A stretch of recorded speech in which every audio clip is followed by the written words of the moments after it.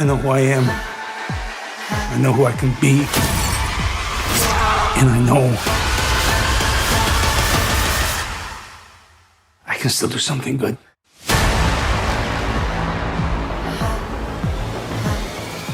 Phil, good afternoon, sir. How are you?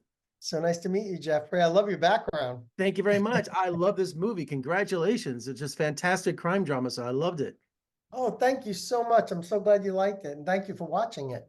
Oh, well, set the movie up for us. It's an ex-con who returns to the old neighborhood. Has much changed since he's been gone? Too much. His son is grown up and he has no idea what he looks like. And he doesn't know what's going on with anyone there, but he is going back because I think he wants to see who his son is. He hasn't seen him since he was a baby. And it's kind of his North Star. He wants to just see who that boy is. That's what's gotten him through prison. That's what's gotten him through all his obstacles. And he's been kind of living for this moment to go back and at least see him and see who he is. But at the same time, he's going back to that neighborhood. There's the younger brother of the boy he killed, who is then, confronted with the fact that his brother's murderers come back into that neighborhood and what that means to him and makes him feel about it. Well, I was going to say Adam was in prison for murder. He paid his debt to society, but there's more of a different type of justice waiting for him, right? Well, that's an interesting thing, right? Just because you do that time, does that really mean that you are forgivable, right? And the mother of the boy he killed, does that ever, does that, for her, that just feels like it doesn't bring her son back, right? So can you be redeemed after that? Is there such thing as redemption after that? Should you be? I mean, I don't know. I'm not pretending to know any of the answers to these things, but I think those are the things that our characters are fighting with and conflicted with and confronted with. Because I would say, Adam's redemption path is paved with violence, isn't it? Yeah, and I think that's a thing about these neighborhoods too, and I think it's also the cautionary tale about toxic masculinity and guns and the meeting of those things in neighborhoods where people live between the cracks and don't feel like society is there for them or works for them, or any of these systems are there for them, whether it's the police or social systems, and they feel like they have to take things into their own hands. And then you throw something like a gun or weapons involved, and and putting that in the hands of people who are powerless in a world that they're struggling already is a dangerous combination. There's so many levels to this film other than the violence and the crime drama. These characters are so flawed and in depth. And Luke Evans has such range as an actor. He's always surprising me. And in this, he's just, did you recognize that chemistry he had right away? I knew he's a great actor. And as a filmmaker, you have your dream lists of people you're going to. And I just thought Luke would be amazing. And, you go out, you hope that they'll respond to it. In this case, he did. And then getting him on board allowed, I feel like your star allows your film, to what kind of film you can make, right? And what kind of range you can go for. And having him, I knew that Adam's going to be great. And, and then it allows you to start casting around that, and then getting Rory and Alex and Rudy Pankow and Stephanie. And I can't say enough about how much I loved working with this cast. Especially Alex Pettyfer. When I see him or think about it, I think of a child actor. He wouldn't be my first choice for a heavy, but a drug lord who runs a family business. I mean, he was just, wow. I mean, how did you get that performance out of him? That I have to say that's him, right? He brought that performance. There are definitely actors where you really help them find the character. I mean, there's a lot of talking with all actors that you're really kind of psychologically talking about the character. But I would say, I didn't even hear his accent. And, I was, till we started shooting. And then I remember when I first started hearing his accent, I'm like, wow, he's really going for it, like, and that's tough. I mean, that was a ballsy choice of what he chose to do. And I was curious, like, okay, are we going to be able to sustain this at a credible level. And he really is a phenomenal He pulled actor. it off. Yeah. The talent that guy has is Yeah. untapped, you know.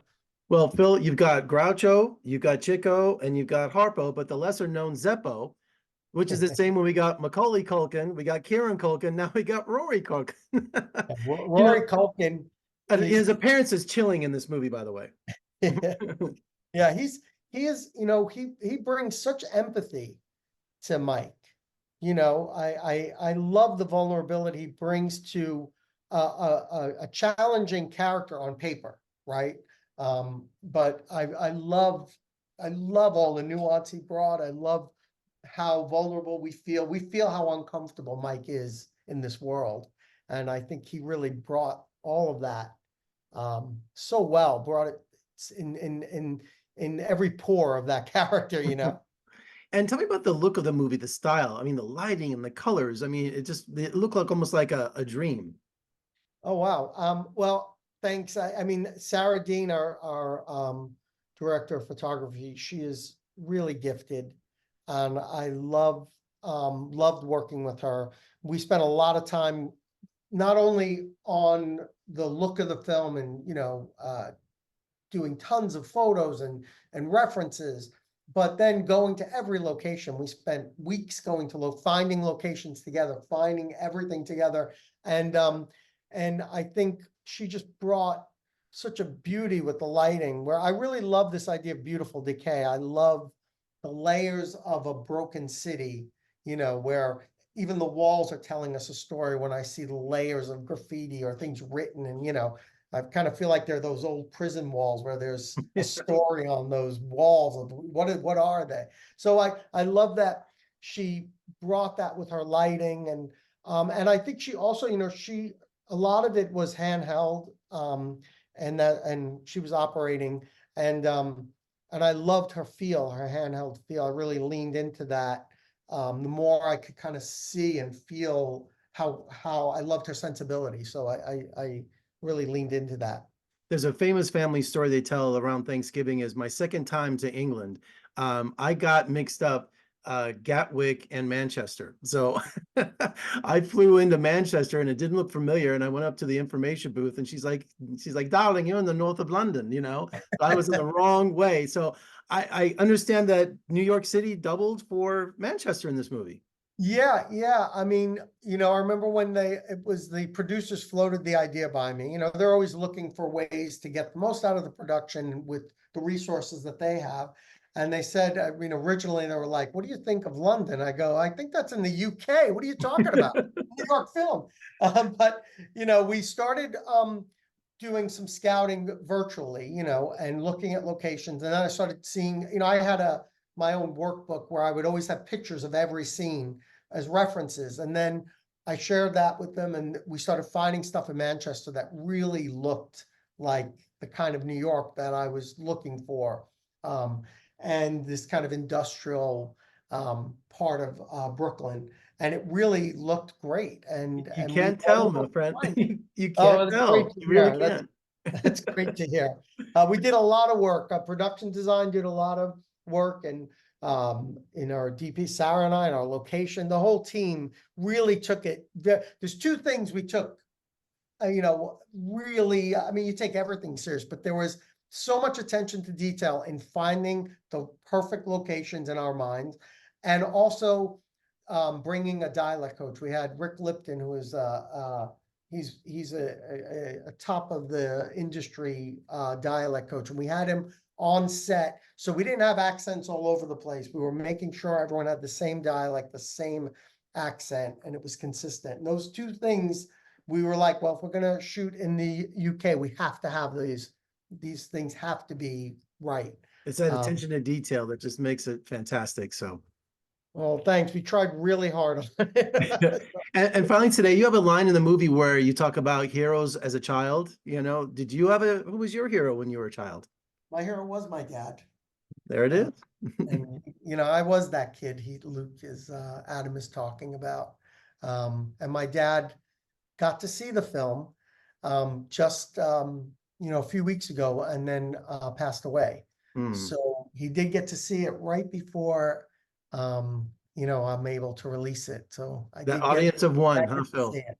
That Yeah, you got to see it. So I'm very happy about that. Well, Phil, congratulations on that. I'm sorry for your loss, and but what a wonderful, wonderful film, and what a great legacy. And I can't wait to see you do next, my friend, because you have such a great eye. So thank you for talking to me today.